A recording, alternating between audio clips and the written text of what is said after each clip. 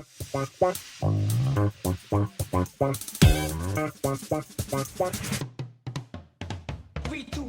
right, it's 9:03. Should we do this? Let's do it. All right.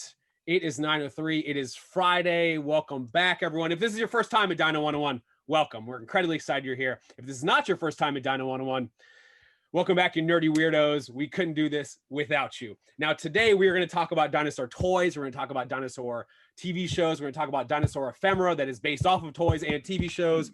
But before we do that, we have to introduce our drinking rules for the day. And before I can do that, I got to introduce my co-hostess with the mostest, a woman who still every single week is coming out of her cave and doing just fine. Kristina Gustovich, what is up?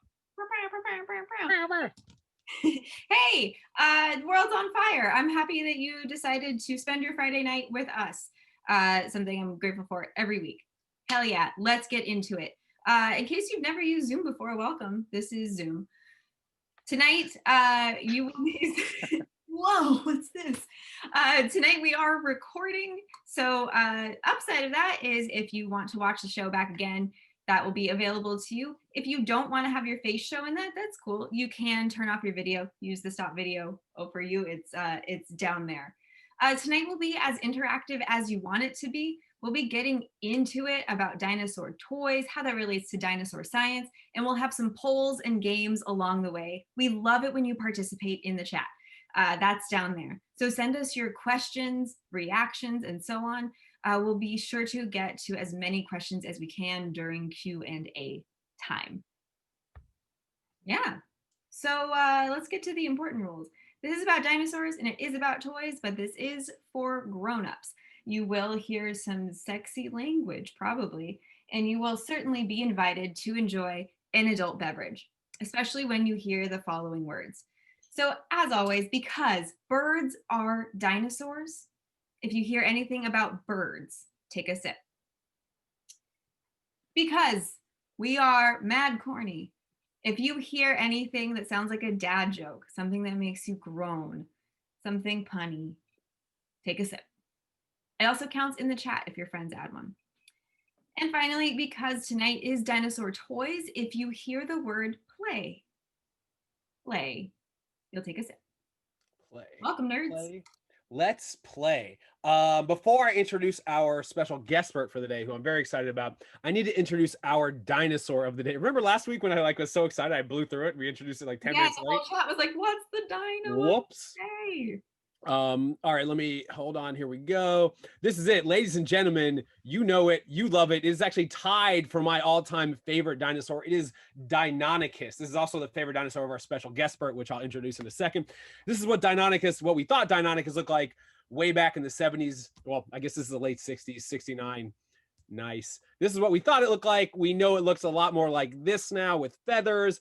And one of the reasons why I picked Dinonicus, other than the fact that it's badass and it's one of my favorite dinosaurs, is it is a member of the Dromaeosaur family. These are all the different raptors. We're going to come back to those in a minute. But I love talking about these guys because we know they don't look like this anymore based off of a number of things, including evidence of quill knobs in the fossil record. Quill knobs are divots along bone, and on modern birds are sites where tendons attach feathers to bone. So for instance, if you find a Velociraptor fossil and it's got those same divots along the forearm, it's a good indication that there were feathers attached to that site, making the Velociraptors in Jurassic Park incredibly inaccurate, and they probably should have looked more like this.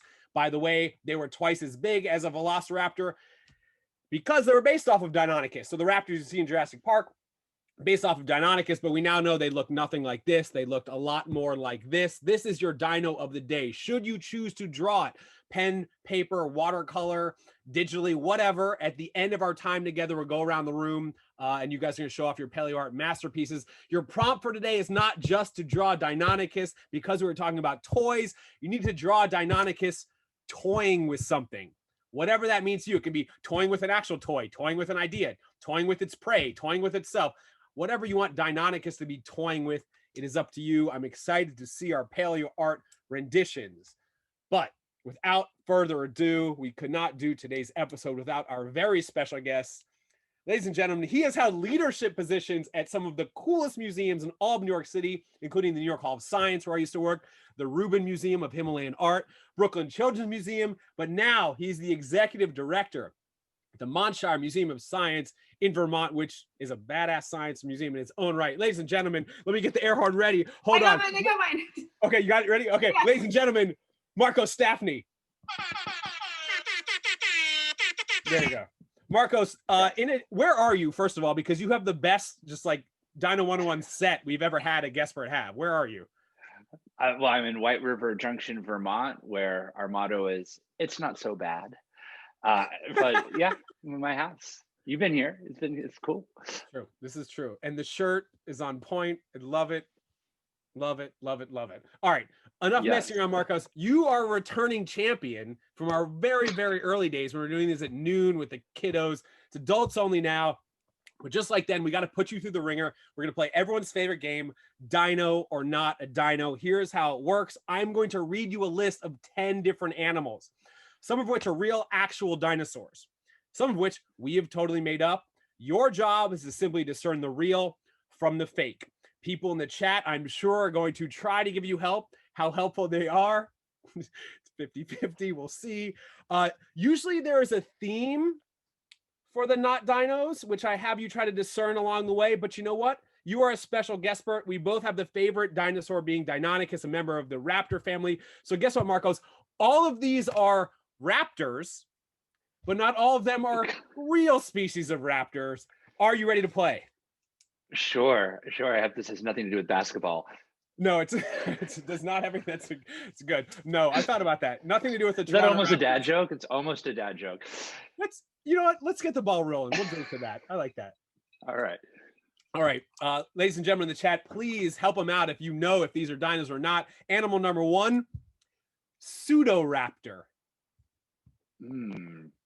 A Pseudoraptor. I'm gonna go on the. I'm really writing the chat here, folks. So please let me know. I'm gonna say that sounds like a dinosaur. Pseudoraptor. Pseudoraptor. Off to a rough start. That is not a dinosaur. 0 for 1. That's okay. all right. 0 for 1. That's what's gonna happen, guys. I like Dave's answer in the chat. Dave in the chat. You all have the internet faster than I do, so please. Yeah, no one's allowed to Google that. That's cheating. Number 2. Here we go. Pyro Raptor. A Pyro Raptor. Pyro Raptor. Well, a Fire Raptor. I'm gonna say, no one is chiming in. Pyro Raptor is me. It's real. We're gonna say it's real. It is real. That is a real dinosaur. Okay, good. 1 for 1. Here we go. Raptor number 3, Gracilla Raptor. Gracilla Raptor. Gracilla Raptor. I can spell any of these should you need it. No, Gracilla Raptor. This is really. Melissa says, yeah, probably. So why don't we go with that? Yeah, probably. Yeah, good. Yes, that is a raptor. Gracilla Raptor is a raptor. 2 and 1. And Next. Dustin, yeah. I put it in the chat. That's a reminder. You can ask for spelling if you need clarification. Yes, exactly. Not grass. Okay, thank you. Yeah. Okay, we already moved past that one. Number 4, Serato Raptor. Serato. Someone asked, what's the language of origin on the Serato Raptor? Is that like a serrated blade, an edge? Well, there's a Ceratosaurus. Okay, so by that rubric, wait, I think we said too many have been dinosaurs, so maybe by the odds we say that it's not a dinosaur. A lot of people are saying no. So no, it is not a dinosaur. That is correct. Serato Raptor is not a dinosaur. You're now 3 and 1. Well done. Number 4, Pampa Raptor. Pampa Raptor. Pampa. P-A-M-P-A Raptor. P-A-M-P-A, Pampa. Do you have the Latin definition of that? Like, what would that be?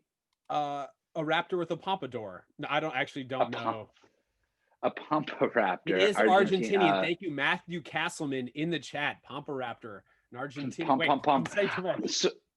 Solely because Toby and Jenna said pump it up. I'm going to say it's a dinosaur. It is a dinosaur. Marcos, you're crushing the game. Trustworthy. Oh, good. 4 and 1, halfway there. Next, Chronoraptor. Chronoraptor. Or Chronoraptor.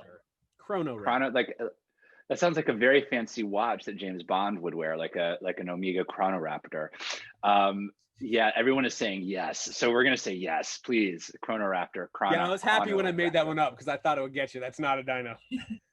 That's not a dino. Nope. Okay. Not a dino. Okay. Fail. It's okay. We are now 4 and 2. Here we go. All right. Raptor or Very Raptor. Like VREY or VARI Raptor. VARI Raptor. Vari. Un Vari Raptor. Does hey chat, anyone got a Vari Raptor poster in their room that they're looking at? It sounds legit, says Melissa Farron. Melissa, we're gonna go with your rules here. Yes, it's a legit dinosaur. Nice. That is it. It is a dino, and you're a 5 and 2. You only need one more to get 60%, which is passing here at Dino 101. Next, Helioraptor. Helioraptor. I like watching Kristina's face and the reaction. Sorry, Helioraptor. Someone said that might as well be a thing, a Helioraptor. D's get degrees. Hell yeah, Kevin. D's get degrees. Jada is hardcore yes. She just said yes. So with Jada just saying yes. Oh no, we got some Melissa, you're like working on Heliochrono, Serato. Oh, someone okay, we're gonna say no, it is not a dinosaur. That was close. Helioraptor is not a dinosaur. Well okay, done. All right. 6 and 2, only 2 more to go. But I've passed the test, right? I've already passed. I can keep These playing. are basically for okay, extra good. credit. Here we go. All right. Number 9, Bambi Raptor. No, it cannot be. That is. What's your? Final wait, answer? people are saying my final answer. Final answer. Starting the chat. I'm saying yes, but I agree with you, Melissa Farron. Is it? Okay. Bambi Raptor is going to be a no. No for me. No for me. Is it a raptor? Kristina, do you know if that's a raptor? That is a raptor. That is a raptor. It's a raptor. Oh. It's a species. All right.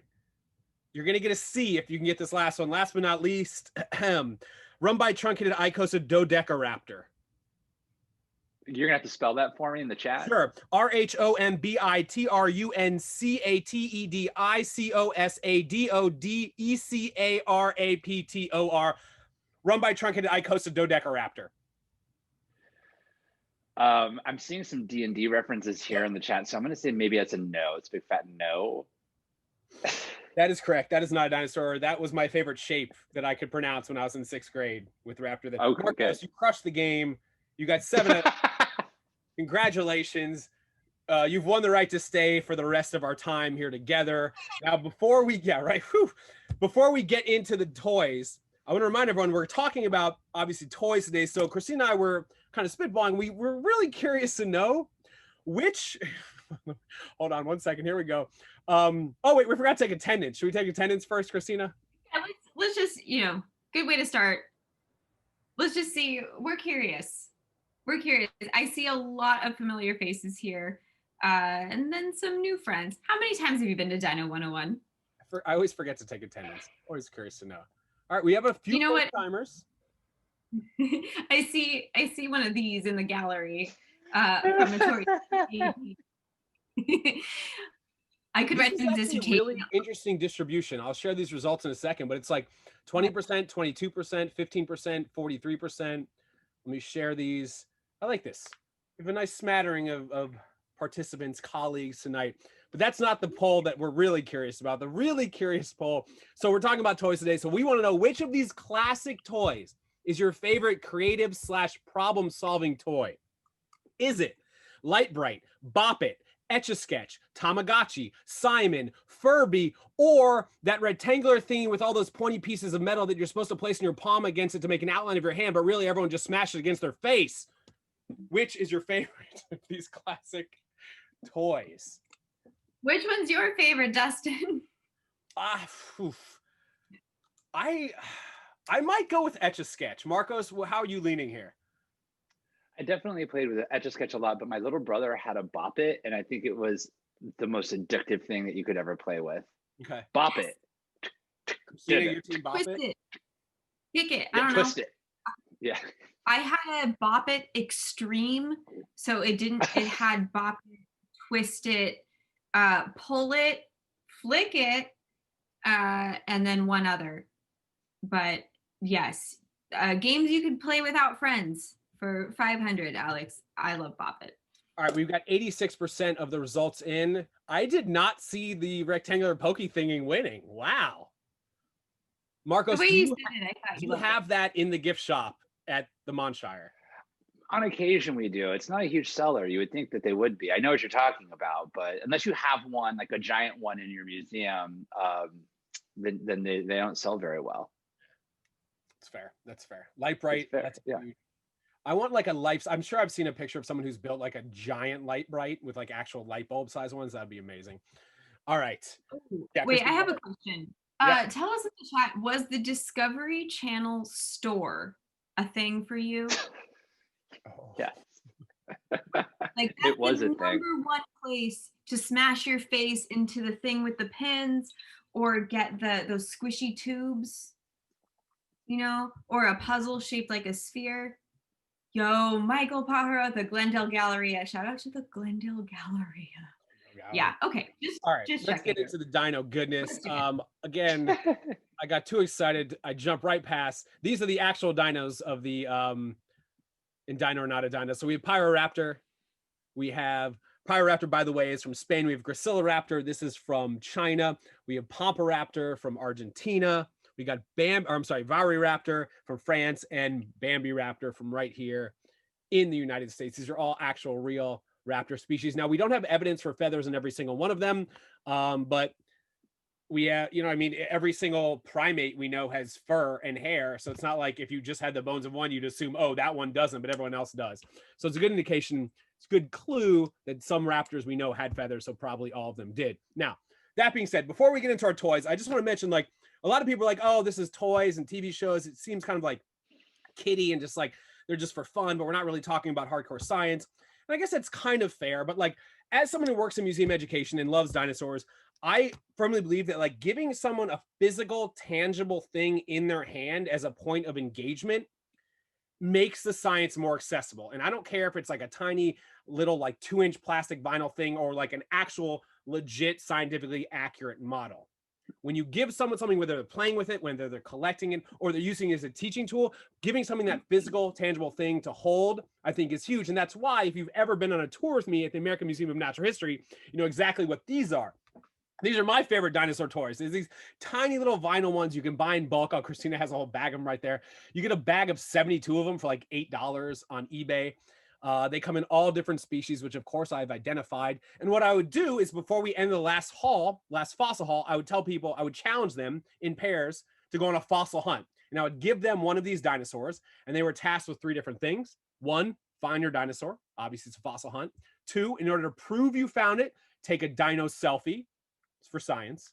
And number 3, learn like a thing or two about it. And then have the people come back and they'd all share out. Now, this is totally a game you can steal, well, with adults, with kids, whoever, when you go to a museum, but it's a really good way, rather than just like breezing and moseying through an area or having someone like a tour guide tell you about the stuff, giving you a little more agency to become, frankly, like the tour guide or like the teacher for a moment, because now it's up to you to find this thing, to take your selfie, to tell us what you find to be more exciting about it. And then you leave your time in the museum with not only the toy, but these really fun photo keepsakes of your time in the museum.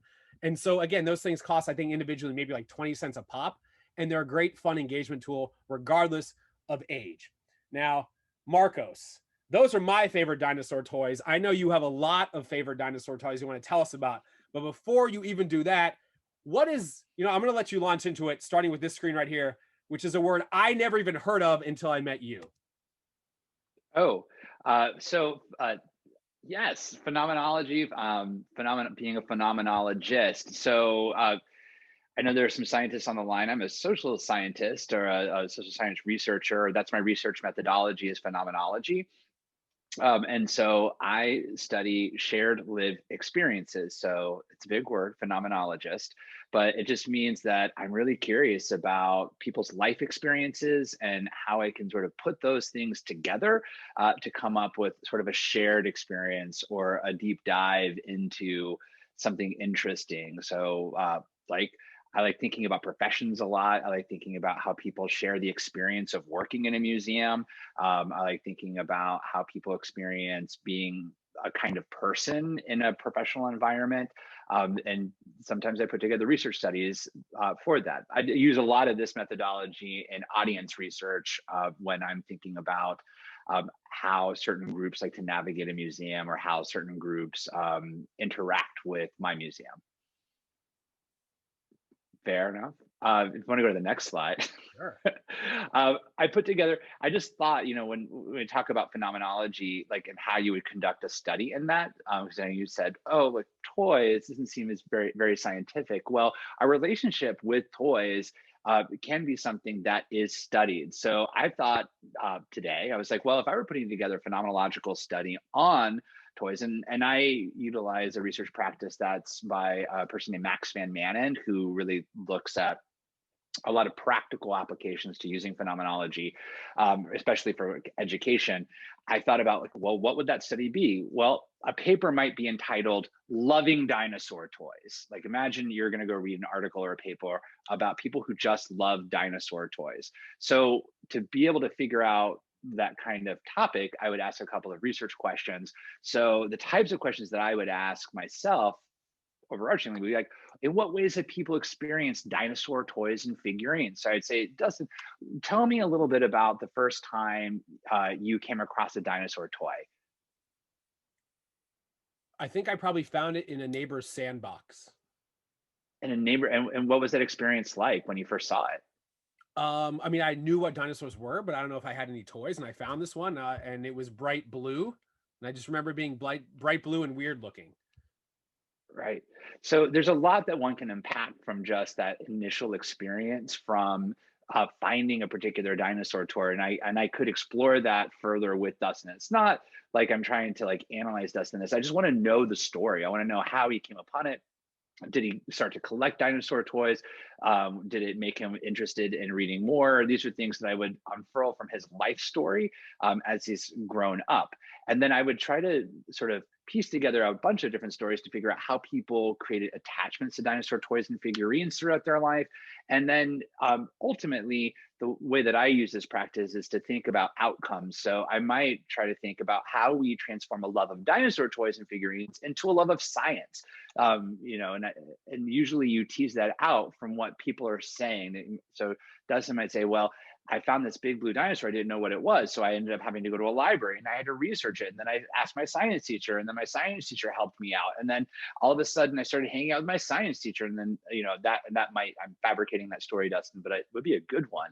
And then you report that, and then you look at this across a number of people and you say like, well, what were their experiences? And then you start to pull out thematic clumps and you start to come up together with an understanding of like, well, why do people love dinosaur toys? I mean, I love dinosaur toys. So, and I imagine a lot of you out there in the audience today love dinosaurs too. Toys specifically. Both. Yes, both. So Dustin talked a little bit about using the tiny figurines in his tours, but those figurines and things like that can be really important, especially when you visit a museum. So I have a little image here where we've got a person looking at a skeleton of a Triceratops and then someone holding a rather large dinosaur eraser. I actually have one right here that's orange. It's not bluish purple in the photo, but dinosaur erasers are very meaningful for me. I think for a lot of people, dinosaur erasers might be the first type of memento they get at a museum store. A lot of museum stores carry them because when you're looking at a dinosaur and you want to have like one cheap, super cheap takeaway, it's the easiest thing for a parent to say, you know what, we're going to get you one of those little dinosaur erasers. When I was a kid, I didn't see my dad a whole lot, but when we did visit, we would go to the Orlando Science Center. I'm from Orlando, Florida.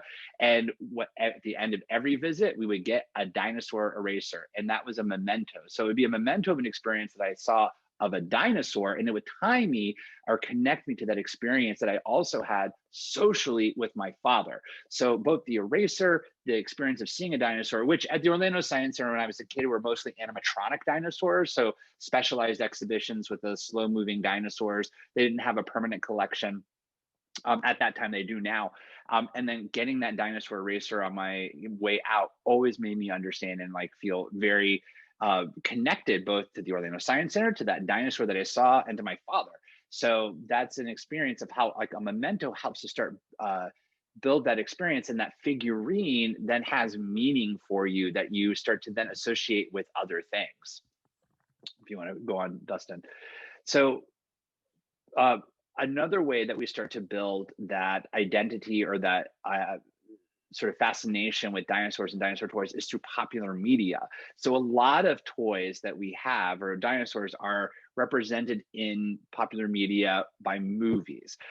Specifically, especially, I guess we get into like the 60s, 70s, and 80s, there are a lot of media related items that then produce toys, and those toys then connect you back to that media experience that you're looking at. So I'm utilizing the Land Before Time, which is a very popular movie that a lot of people saw, a lot of people my age saw. This was like a very meaningful movie to me as a kid about a bunch of kid dinosaurs trying to figure it out. But what was even more special was that Hardee's, which was a local, well, it's not local, I guess it's like a Southern roast beef joint. It's chat it up if you've ever been to a Hardee's. But Hardee's had all these awesome toys that you would get in their meals, and they had each one of those dinosaurs. So for me, my experience with the movie and with Triceratops became this even deeper connected heart connection, because I had this little puppet of Sarah. This is actually a dinosaur puppet that you could manipulate. And I wanted that more than anything else in the world, because I needed to have the memento from the movie, but also because it connected me to other toys that I had, and to very positive memories of having a social experience with a parent. So that's one way we connect that. And Dustin, if you go into the next slide, we start to build our identities based off of these experiences. So this dinosaur toy, this eraser, again, that I might have, is scaffolded or completed even more by the different types of Sarah toys that I might experience, the movies that I might see, Land Before Time, its sequels start making me want to go to other exhibitions where I might see more Triceratopses. And then it helps me to start identifying myself as a dinosaur person. So this small toy, this memento, can start help to build my identity in becoming someone who really loves dinosaurs. So when Jurassic Park came out, right, I was probably 14 or 15, I think, when Jurassic Park came out, and I was just enamored by this poor, sick, sad Triceratops who's, not having a great day. And but it sticks in my mind, and I associated myself with the love of that Triceratops all the way back to having a small Triceratops eraser. So this toy helps connect me to media even out into my teenage life or into my adulthood. Moving on. I'm not the only person who has these experiences, right? So all of us on this line might have seen a Land Before Time, might have seen a dinosaur in a museum, might have experienced a small dinosaur toy like Sarah, or have seen this movie. And we start to put all of these experiences together, and it starts to make us think a little bit about why we love dinosaurs and the things that represent them, whether it be a figurine or a toy. Now, there are many ways that we can define a toy as something we actually play with. A figurine is not something we always play with, but I'm lumping them together. Sorry, yeah, I just noticed you said play, and there's been a dearth of drinking, so I want to stop and make sure we have it. Also, while we're paused, I want to point out that people in the chat are it seems like we're feeling some kind of way. I'll speak for myself, like, oh man, like I always love hearing about really specific research like this. Like, oh, I never thought about the specific steps in that process. Yeah. And like, yes, I did think of myself as a dinosaur. I do think of myself as a dinosaur person, but as a kid, I had dinosaur toys, and to be able to say, I have this Brontosaurus, look at it, it leads to these steps in the flowchart. So I'm seeing that reaction happen in the chat in one way or another. Like, man, I didn't realize this was something you could study, and oh my God, I love dinosaurs. My heart is just warm and fuzzy. Yeah, I see, like, because this is unlocking ancient memories. No, absolutely. And as a collective, so like as a phenomenologist, I want to study this life trajectory of like, who are people who love I mean, this is not a topic that I have studied in depth, but I would love to, I think. Why do people like certain types of toys? Like I got really into toys from working at the Brooklyn Children's Museum, or studying the history of toys. And I got really into trolleys. So like, here's an example of a antique trolley that would have run on a line. And here's another little one that I found. And whenever I go to thrift stores, sometimes they have trolleys, and like I became a trolley guy. And like now I just get books about trolleys. I love riding trolleys. I went to Milan. What was the most amazing thing about Italy? The trolley. So and you get excited because you start studying this. And the nerds in the chat here understand, the more you study something, the more excited you get about it. And these little mementos, these little things, you start realizing like, oh, well, what trolley is this? And like, how can, oh, this is a Market Street trolley. Where is it coming from? What kind of, how many doors does it have? You just start getting really into it. And the more you read about these types of toys or figurines, the more it unwraps history. And for dinosaur toys, of course, the more it unwraps science. Any other trolley nerds out there, please hit me up in that chat. Mark, is this where you're going to announce you're starting a competing Trolley 101 Friday nights? Trolleys and Trains 101, and I can guarantee you that if I put the word train in there, there would be at least 10,000 people in this. Crazy for the evening. Model trains, hell yeah! Train toys. Yeah. Tell us in the chat if there is something that you collect or something that has become kind of your thing. Like if someone's out and about and sees a gecko, they're like, I know I need to get that for my friend Dave. Penguins, sheep, elephants, sharks, chickens, foxes, frogs, elephants, duckies, fossils. Marcos, just real quick, for trolleys, is there any specific training you need to work with? I just want to make people drink. Dustin, don't get us off track. I do want to say that I think it's important to know that as you start to develop that kind of identity, that your social structures around you, your social cultural upbringing also helps to reinforce that. So anytime you show interest in something, we might all experience this, like, oh, I like a dinosaur. Then all of a sudden, your aunts and uncles are getting new dinosaur toys. Your friends, when you go to your birthday parties, are getting new dinosaur things. So all of a sudden you become the dinosaur kid or the dinosaur guy, and then people get you these things.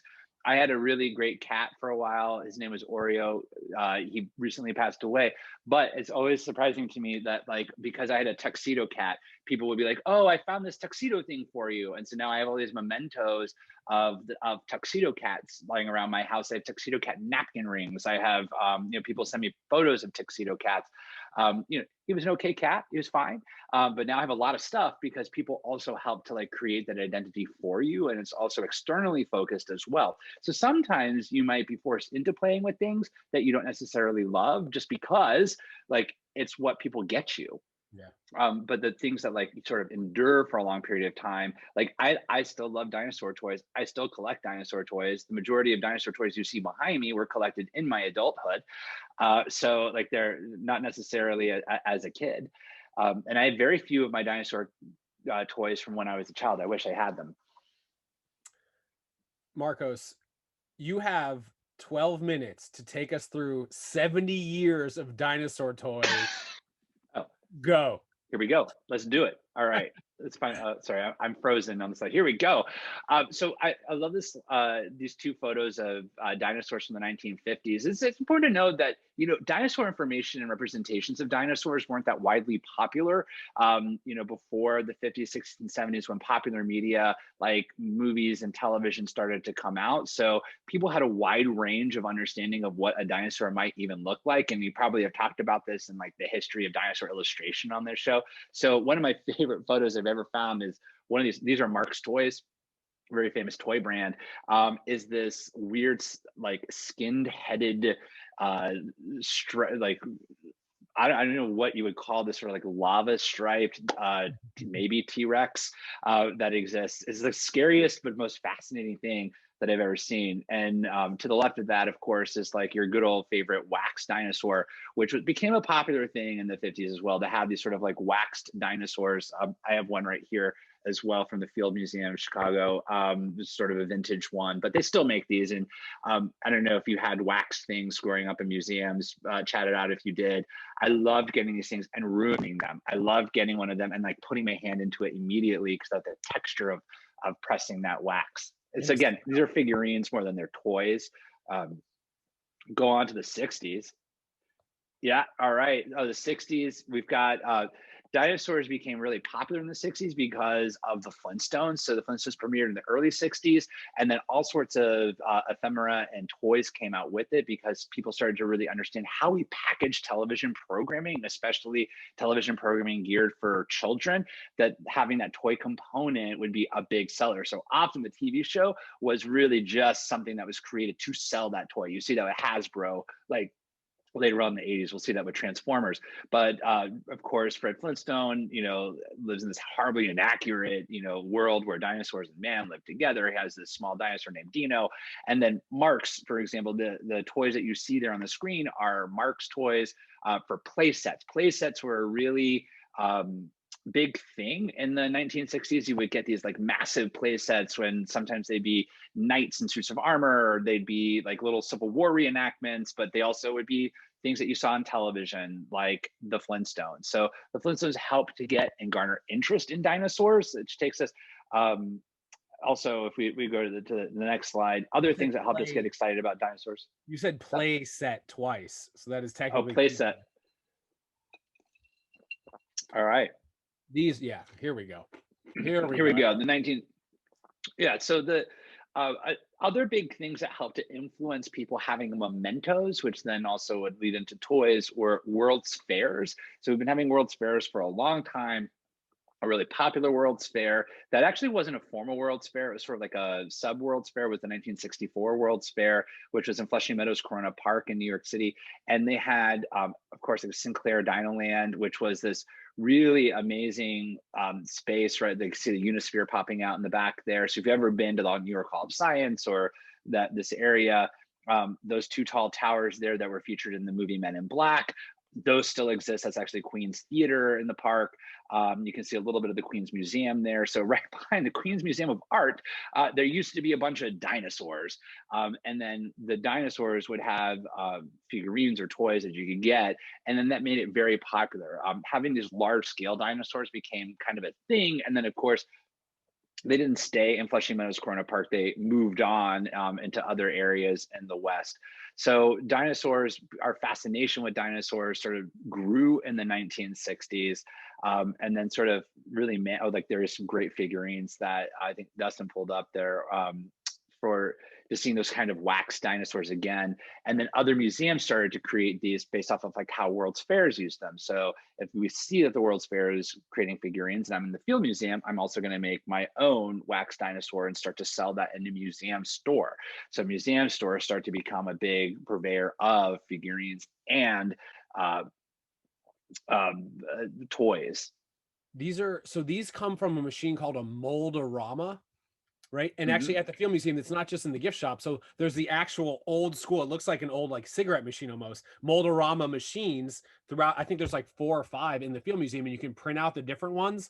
And the smell, like I can still smell the crazy like melty hot wax. It's great. Oh, absolutely. And again, this was my favorite thing, to put my finger through it. So I totally had like, I don't even know if this is a T-Rex or like, some sort of dinosaur here, and put my finger through its stomach. Like that would be because like when it came out, it was still soft. And so that's how I played with that particular object. Moving on to the 80s, apparently, according to Marcos, a golden era of dinosaur toys. Why is that? Because there were so many TV shows about dinosaurs in this time period, because we started to get into differentiated marketing for properties. So often we call a television show or a kids TV program a property, and that property has like multiple licensing experiences. So like Sesame Street, has lots of different types of subsidiary things that comes with it. There's the show, but then there are also the toys, and then the clothes, and then the like Sesame Street toilet paper. Same thing with like Transformers, right? Transformers is a television show vastly utilized to market the toys that you would then buy so that Hasbro could make more money, right? So same with G.I. Joe. I would say like G.I. Joe, My Little Pony, the original, She-Ra, He-Man. We have a wide range of these programs in the 80s. The 1980s, meaningful to me because of Dinobots. Dinobots were like the most coveted toy that you could ever have as a kid growing up in the 80s. It was a terrible toy. It was like the worst toy. Like actually trying to like make the dinosaur look like the robot just didn't work. However, you wanted it because the storyline that happened with the Dinobots was like this out of the box thing for the TV show Transformers. So the Dinobots become this really popular entity or this popular property that then transcend into other types of Transformer media, to the point where we also have, I'm forgetting what it's called right now, like Beast Masters like there's like a whole animalistic Transformers series that comes out. So they influence a whole generation who wants to like then make more media about dinosaur robot things. But shout out if you had these Dinobots. I had the Stegosaurus, definitely, and it was the worst thing. I think I broke it in about 2 seconds. Another popular, yeah. I was just saying, someone in the chat wanted to know what is the name of the show where the dinosaurs had missiles and lasers attached to them. Oh, we're coming to it. We're coming to it. So give me two seconds because I don't have my screens in front of me. That's 2 slides ahead. We can skip to it if you want to. Here we go. Tyco Dino Riders, right? So I don't know if you remember this. These were great dinosaur toys and figurines that happened to come with missiles and armor. So, you know, what's better than a dinosaur? A weaponized dinosaur. We're seeing that right now in Jurassic World, right? Like that's all the themes about Jurassic World. How do we weaponize a dinosaur? But that Stegosaurus was like the best toy that you could ever have. It had movable plates, and I loved playing with it. I loved moving its legs, and I loved moving its plates. Marcos, I'm glad that you brought up dinosaurs with weapons, because Kristina and I, we were having a little bit of a conversation. We like to be a non-confrontational, like we're pacifists here at Dino 101. So we need to know sorry, Kristina, were you about to say something? I was just doubling down. We're a peaceful bunch. Conflict isn't really our thing. Yes, safe conflict only, which is why we need to know, with what non-lethal weapon would you outfit your dinosaur army? Is it A, air cannons, B, Nerf darts, C, water balloons, D, glitter bombs, E, megaphones blasting a recording of Rudy Giuliani's speech, or F, Axe pure anarchy deodorant body spray with essential oils? Which is your... We need to know where... Do you mean the 4 Seasons total landscaping speech specifically, Dustin? Sure. Yeah, yes. Personally, for this one, I would go with a glitter bomb, because I think the worst thing you can do to a person you don't like is inconvenience them.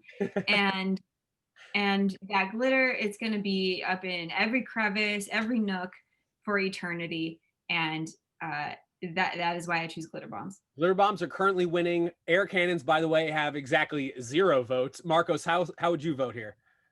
Totally glitter. Like, of course I want a dinosaur with glitter. I think dinosaurs and glitter, like the only way to improve a dinosaur would be to add glitter. That's fair. All right, I'm going to share these results.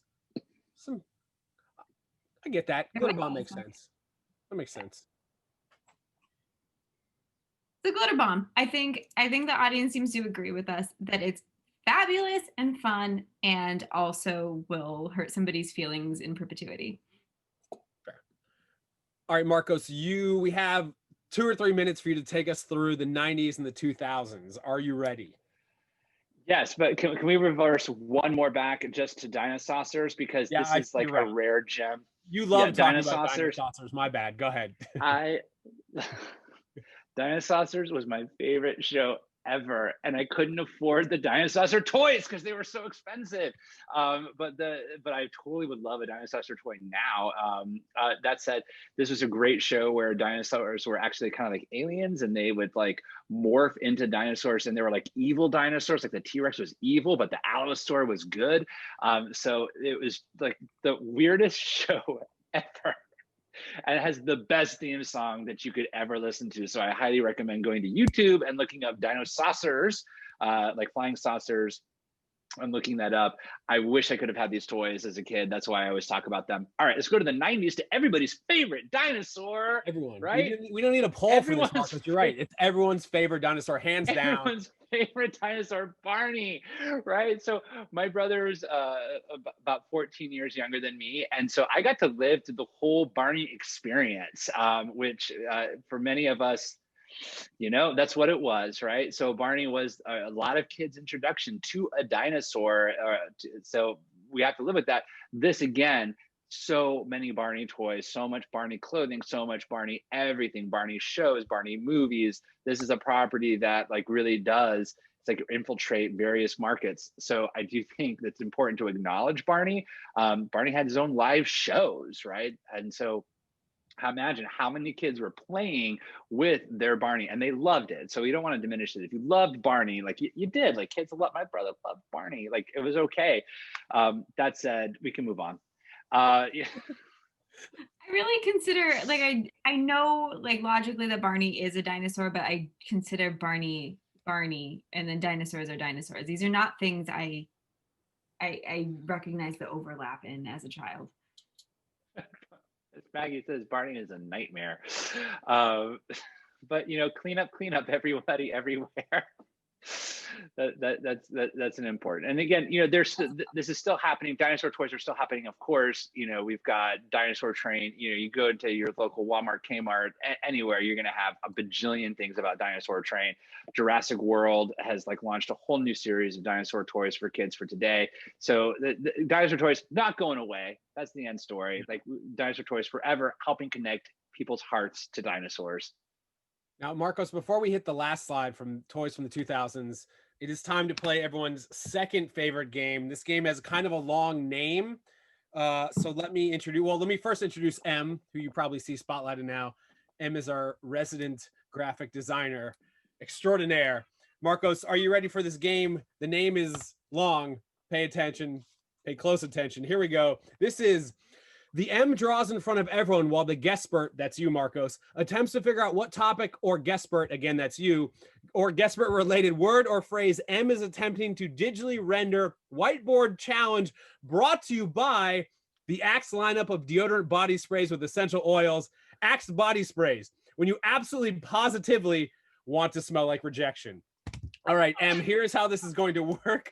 I am going to private message M 3 different hints. She is going to draw them one by one on the whiteboard, which I will bring up in a moment. Marcos, your job is try to figure out what the hell she is trying to draw with the help from everyone in the chat. Marcos, if you could just kind of like think out loud as she's rendering it. We got it going on already. You already have prompt number 1. Take it away. Remember, these are related to Marcos, to dinosaurs, to... Is that a Vermont? Is that maybe Vermont? It's like a small island, Manhattan, Brooklyn, Queens. Brooklyn, got it. Nailed it. You got it. Brooklyn. All right. Okay. Brooklyn was number 1. That was easy. That was the warm-up. I'm sending you number 2. We thought we'd start simple. Marcus, you've spent a lot of time in museums in Brooklyn. A museum in Brooklyn. That's true. You've worked in 3 different boroughs, and museums in 4 different boroughs? Queens, yeah, I guess Queens, Brooklyn, and Manhattan. Okay. There's a dinosaur with antennas on it, and or maybe a smiley face dinosaur. Is it a dragon? That kind of looks a snail, Loch Ness monster. The champ from like what animal this is are great. Like Echo's, like, which is our northern sister museum. The Echo has Champ merchandise for Champlain. Okay, is this a dinosaur going into a museum? It's American Museum of Natural History. Is it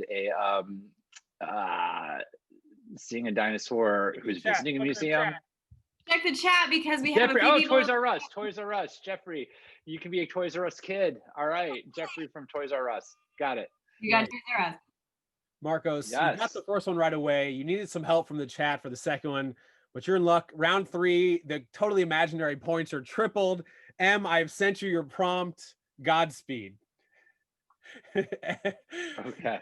I'm wondering if I should have sent you this one early so you had some time to think, but we'll see. We'll see how she does. She does great every single time. Yeah, of course. It's a box. It's a television, program. Perhaps it's a TV. And I do have to say that your Zoom whiteboard skills are pretty awesome. Aren't This is somebody they? sitting behind a desk. This was like a mushroom man who's sitting behind a desk. This is a okay. This is a is this a museum director? Is this is this a really upset person sitting behind a desk? Whoa, gosh. Jeopardy? No. Four Seasons I'll give you. Landscaping. Let's It's see. not I'm a looking at desk. It's not a desk. it's a podium. Someone's debating. Oh, is this Bernie Sanders? It's Bernie Sanders. Yes. All right. Yes. Vermont. Mushroom man behind a desk. Can someone screen? I need. Yes. Oh, I wanna- screenshotted it. Don't worry. It looked like there was. That's Somehow awesome. it looked like you just brought a photo of Bernie up there. I don't know how you did that so well. That was great. It took a minute, but Dustin, I would like to say that beyond Axe spray, I would say that Dracar Noir would be probably the #1 thing that I would say would smell like rejection before I would say Axe body spray. Do you remember Dracar Noir? Is this from personal Well, experience? do you remember, like, speaking of things from the 80s and 90s, do you remember everyone being bathed in it and just smelling bad? I think it was the daddy of Axe body spray. Dracar Noir. All right, Marcos, you got one more toy slide, and then what we're going to do is simultaneously show off our Dinonicus drawings while people are going to hold up. We're doing a show and tell of any toys or ephemera, either that you got for the holidays or really cool ones you have around the house. So last but not least, Marcos, this is something I'm only kind of familiar with because I don't have kiddos, but I've heard about it. Take it away. I think you're trying to show Dinosaur Train. Uh-oh, I'm frozen. Or there we go. Dinosaur Train, premieres in the late 2000s, and it's become a giant property. It's, of course, it's on PBS, so it's being shown all over, and it's enjoyable. It's great, but when you go now to, again, Walmart, Kmart, Toys R Us, maybe we can't go to Toys R Us anymore, but you start to see these entities exist, and it's a thoroughly enjoyable show. Like I think it's a good one based on the dinosaurs who ride a train. So together, two of my favorite things. I didn't even think about that. You're right. There's no one in the world better to talk to about Dinosaur Train than you. Trains, Right. Dinos. If it were a dinosaur trolley, that really would be Compete. simply too on the nose. We can stick with dinosaur trains. All right, so yeah, there was a great toy with a trolley when I was a kid that was not Mr. Rogers related. It had like a moose with roller skates, and they lived in a train caboose. I can't remember what it's called right now. Something Friends. Yeah, I had a moose with roller skates. There's a moose. Moose with. Do you remember United Skates of America? No. You remember that? No? Or maybe that. All right, never mind. You still have one? Yeah, I miss roller skating. I miss being in public with other humans. Anyway, all right, here's what we're going to do. You guys, so we're going to go around the room. Hold up your drawings and any toys you want us to see. We have a lot to go through, so we're going to take a couple seconds on each. We can't really unmute you right now, but I'm going to highlight our screens as we go. Yes, Dustin, you are your spotlight master now. Are you ready for this task? Oof, that's a lot of responsibility. I will spotlight someone, and then Marcos, Kristina, tell us what you think about what they're holding. Oh, look at those lovely pewter. Are those pewter dinosaurs? Are those Toby and Jenna told me in the chat that these were spray painted gold from their wedding, and left out. They had 1,000 of them and ended the night with 4. I love that. That is amazing. Great wedding idea. I love that. We're going to, wow. Okay, so it looks like he's toying with, original Nintendo. I like that. We got the original Nintendo. Nice. That's good. Into it. Oh, here's one. With the Care Bear from the 80s. How wonderful. I like how happy the Dinonicus looks. I always wanted a Care Bear, but I was denied. I had a Popple, though. Do you remember Popples? Oh, yeah. Oh, yeah. Yeah. Oh, we have some. Oh. Nice. Did you Those are Legos. Those? So. Wait, I think those are from the Lego set. Yes, I have those in my background. If you haven't noticed, we that was a really wonderful Christmas time activity, was to make those. These are great. Legos are a really interesting toy. It's actually a construction toy, not a block, because it's a brick. Isn't that funny? Yes, because they snap together. They're not formalized blocks. Is this a comic strip? I love this. Oh, we have big and little. They do a bump and then a thunk and then a what? Like this. Toying around with the little dinosaurs, little dinosaur kiss. Have you ever read the book Dinosaur Kisses by David Ezra Stein? It's a great book.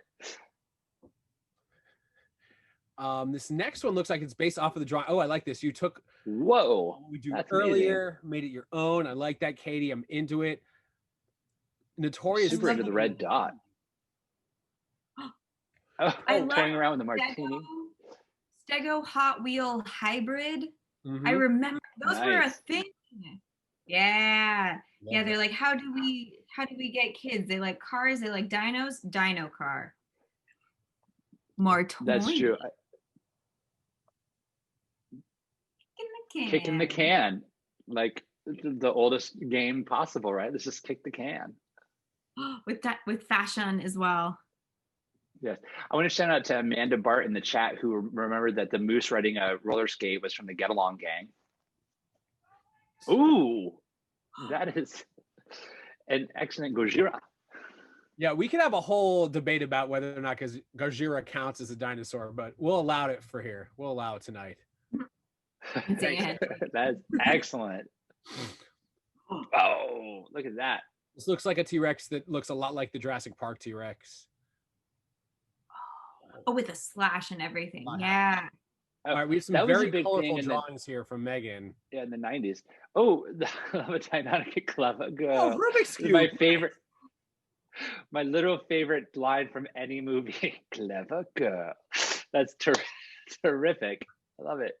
That's great. And the dino with dino toys, I see the word die. A little yo-yo. I thought that the dinosaur, the green thing had a yo-yo, but no, the drawing has a yo-yo. Okay, now I see what's happening. I like that. We got two into it. All right, we got Top Hat.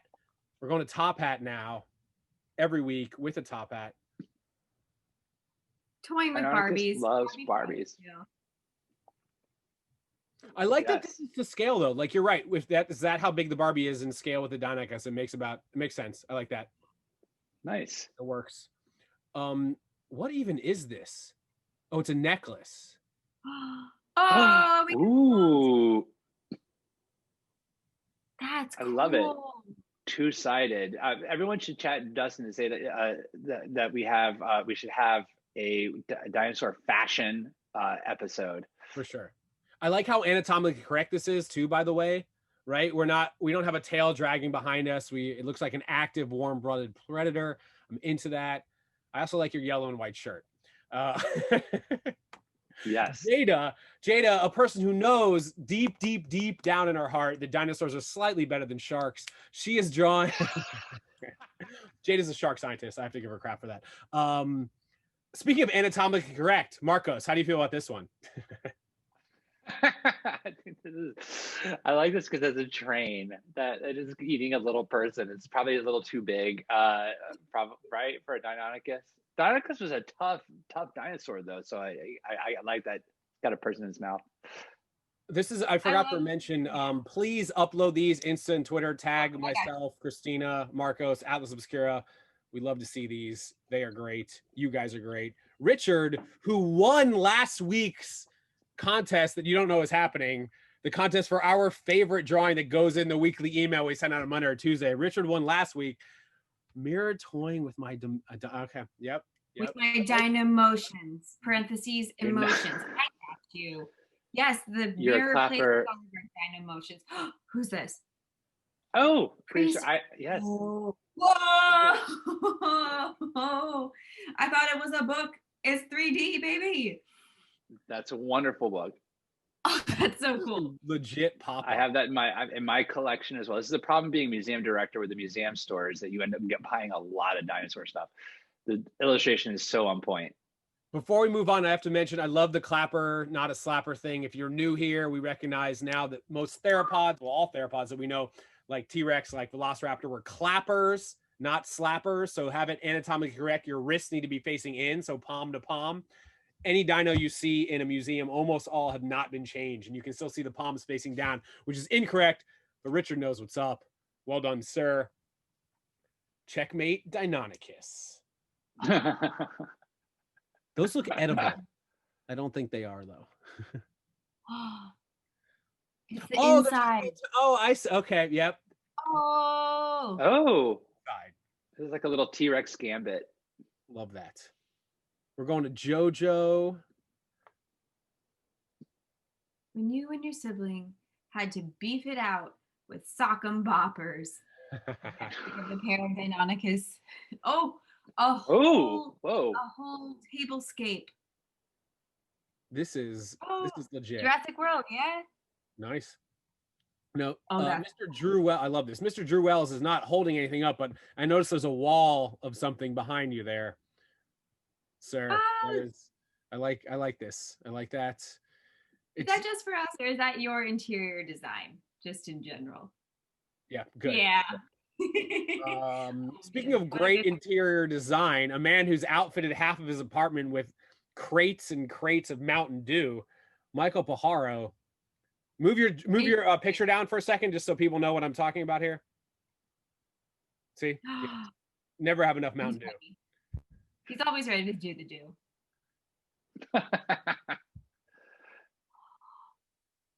Love that. Does your dino toy have hands? No No hands, no problem. No pupils in their eyes either. This is really creepy. Let's go to Kato here. Ooh, look at this. This looks good. Is this a watercolor? Did you watercolor? Yes. Wow. So good. Oh, there's two? The resolution's not. Oh, there we go. There we go. Ooh. Oh, wow. Fierce. Ooh, graphic Wow. novel. That's how I like to think Dinonicus acted. Those terrible lizards. That sounds accusatory. I like that one was chewing on a leaf and the other was ready to eat a person. I like how happy this one is. Aww. This one's ready to tell you a good night story. He's ready to say good night. Toying with trouble. Looks like it's painting its nails, ready to hit the town. It's a bad girl, Dinonicus. Also, I like that you're holding a toy. Vanessa's got a toy Parasaurolophus there too, and Parasaurolophus and Dinonicus are tied for my favorite dinosaurs. Pandering will get you everywhere. Well done. Marcos, you were here so long ago. Do you remember this glorious Post-it note wall? I do, and I love it. I think it's such. Oh my god, it keeps growing. What? Oh. Dinosaur. Look out! They're gonna eat you.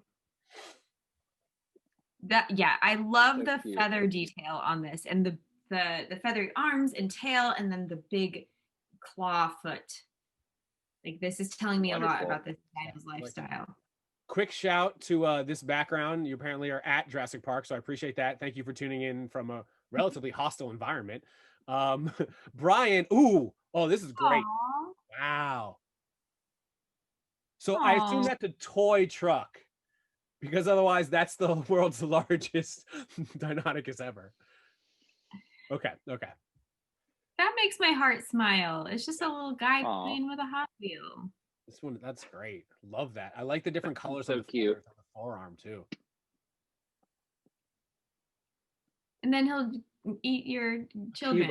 Oh, Sports time. These are like a T-ball. Dinonicus playing T-ball. It's good. That's good. Melissa seems to be holding up the Stegosaurus. Ooh, that's lovely. Who's your friend behind you though? That's sleeping. That looks like a nice friend too. Stego and a kitty. Hi, cat. There was a cat back here, but it went somewhere. We're going to Melissa here. See, this is my style. I would do this minimalistic on a dry erase board. Into it. This head is It reminds me of like the alien heads from the movie Alien. You know what I'm talking about? Mm-hmm. No. I like the robot though. Playing with a robot. So I'm gonna go to Dweeb here, who I think has quite a few things on this table. Marcos, just go ahead and tell us exactly what every single one of these is, its name, and when it was made. Okay, that, oh my God, is that a fetal dinosaur? That's great. I kind of dig it. I like it. Wow, there's so many awesome dinosaur toys Ducky in there in the Jurassic Park comic book that's happening. I love Paralophosaurus. We see, I wonder if there's any Schleich toys in there. Kind of looks like a Schleich toy. It's another favorite brand of mine. I have a couple of them behind me. Yep, that's a Schleich Ceratopian that I can't tell what it is. You're gonna have to, Dweeb, you're gonna have to co-host the next time we do a toy episode because these are bonkers. Oh, but I know these are awesome. There's a little competition from Kevin here. Oh, it's a get out! Clever girl, and a one. Wow, that is that is an amazing model of dinosaurs running amok in Jurassic Park. Wait, is Tim in there anywhere being a little bitch that's not helping out? Okay, yeah. Yeah. Oh, what a beautiful post-it drawing. Not to be forgotten. Check that out. That's or so not cute. Post-it. Is it a flip book? Mini canvas? Oh, it's mini a canvas. Okay. Mini canvas. Cool. Wow. Yeah. This house does a good job. Good job, you two. We haven't seen a lot of stuffed dinos. Now we have a bunch right here. Oh. Aris, nice. Oh yeah, those certainly count. Can you pick a favorite? Quick favorite. And then we have 3 more drawings from Connor, Mandy, and Ryan. Yeah, sauropod. Oh, glitter. Sauropod. Sparkle. That's wonderful. What a lovely cuddle sore you have. Oh, and a delightful drink container. The dinosaurs on it. So actually, before when I said Richard won last week's competition, I mistakenly mistook Richard from Ryan. Ryan is the one who won last week's drawing competition with an Allosaurus listening to a podcast. Today, I don't want them playing with toy humans. They're too facts. Oh man, the conversation every dino parent has to have. Right. It's unfortunate, but it has to happen. Mandy. Oh, I guess, wow. Oh, I love this design. That's one. And a 3D dino. And I mean this in the best way possible. I love how chicken-like it is. Yeah. Makes sense. Mandy, wait, and what are you holding there? What a delight. A beautiful little Triceratops. Oh, there we go. Incandescent rainbow. Bringing out all the pride. That doesn't look like a mini bong at all. Where's your mind at? This is a toys episode. All right. Last but not least, we're going to Connor Simpson with a very beautiful drawing here. Whoa. Yeah, there's a lot happening here. Is that is that like Buddy from Toy Story? It's about to get eaten. Maybe Woody? Woody? Yeah. Did I say Buddy? Woody. Woody. Oh, yeah. Oh, I see where you're at. It's Toy Story. Your Toy Story is over. I think we've seen all of our dinos. Wow. Did we see this one or is this someone's? Oh, that's just Ryan's background. Anyway, all right. I'm going to bring back the spotlight here. All right. Marcos, if I can find you, I'm going to spotlight you as well. Marcos, we have actually, Kristina, do we have any questions? We should take a couple questions from the chat. I know we're a couple minutes over. Let's do like 2 questions. And then I'm going to tell you a special announcement and we're going to go to the after party. Hang tight for the link for the after party. Kristina, do we have questions for Marcos? Old times over when we thought we'd end at 10, but we're right on time for 10:15. What are the most realistic dino toys you could get for a kid in your life? Is there a most realistic one that comes to mind? You know, I would say that I'm going to use the term durable. And I actually think the Schleich dinosaurs are the best because they're the most easy to play with. They do not break. They're the most used in museums. So often when you're going, like our museum has a collection of Schleich dinosaurs that kids can play with. And actually, when you see them in a store, like that's like the number one thing that kids go to and play. We have kids who would come to our store like in normal times and like just play with the display of Schleich dinosaurs. I think they're becoming more and more closer to what people are depicting now, and they continuously revamp and update their dinosaurs. So it's kind of fun. They probably do it so that people will continue to buy more dinosaurs, but I love a Schleich dinosaur. How is that spelled? Can I put it in the chat so that people can maybe? I think someone wrote it Schleich. Dweeb wrote it. Yeah. Like here's an example of a Schleich Brachiosaurus that I love. It's just like, this is such a great, I mean, again, it's not going to break. It's not going to break. It's like really solid. It's also not cheap. They're a little more pricey, but they're going to last you for a long time. Do we have another question, Kristina? I had several people ask, hey, Marcos, do you want to be best friends? Always. I always need a friend, always, of course. It's so cute. I love that. Thank you for asking. I'll add. You can find me. I'm easy to find. Add me on Instagram. I'll be your best friend. It's really easy. I'll add all of our socials to the chat as well, so you can be our internet friends. So that was like at least 3 people were like, hey, me too. So it sounds like the answer is yes, Marcos will be your best friend. Cool. Absolutely. We are, per usual, 15 minutes over. Marcos, do you have any final last words? No, just thank you so much for having me and letting me talk about my passion for dinosaur toys. I know a lot of people are passionate for these things, and it's just really fun to talk about. No, and we're incredibly happy to have you here. And I noticed multiple people in the chat talking about like, this is great because it's not just us learning more about dinos. We're learning about like why we love to learn about dinosaurs. And if there's one thing I love, it's being meta. And apparently other people in the chat do as well. And I'm glad you're here to help us out. Kristina, do you have any final last words before we go? We love dinos. We love learning about dinos. Thank you so much, Marcos, for giving us another angle about like, why is this what we're into and why do we love it? And we love hearing about why you love it. It was so much fun to play with you all tonight. That's good. We didn't drink as much tonight. That's okay. Speak for yourself, Dustin. This audience, they'll find a way. We drank Life with our brains. Hey, guess what? If you didn't know, we do this every Friday night. Every single Friday night. Different topics, different guestperts. In fact, next Friday is January 22nd, which I believe is 2 days after inauguration. So next Friday, with our very special guest, the leader of the New York City Council, my council member in Sunnyside, Queens, Jimmy Van Bramer, is going to join us because guess what? We are going to elect a dinosaur cabinet. Based on what we know about their physical features and based on their behavior, which dinosaur do you guys think should be Secretary of Defense? Which dinosaur should be Secretary of Education? Hell, who are we going to assign as the director of the Office of Management and Budget? Your votes will determine the dinosaur cabinet that is next Friday night, same bat time, same bat channel. I should also mention, not sanctioned at all by Atlas Obscura, but when we get out of this, we're going to go straight to our after party. If you want the link to the after party, if you've been there previous weeks, it's the same link. If you have not, shoot me a DM on either Instagram or Twitter. I will send you the link for the after party. But for now, I don't care if you're asking questions, searching for dinosaurs, or looking deep, deep down in the bottom of your next door neighbor's sandbox for your lost Dinobots. Never stop digging. Thank you once again to Marcos Stafne. Thank you guys for loving dinosaurs. We'll see you in the after party, if not next week. I love you all forever and always. Good night, everyone. Love you. Bye. Bye. See you at the after party that is not mandatory or related to Atlas Obscura, but it would be fun if we saw you. What she said. See you guys soon, guys. Bye.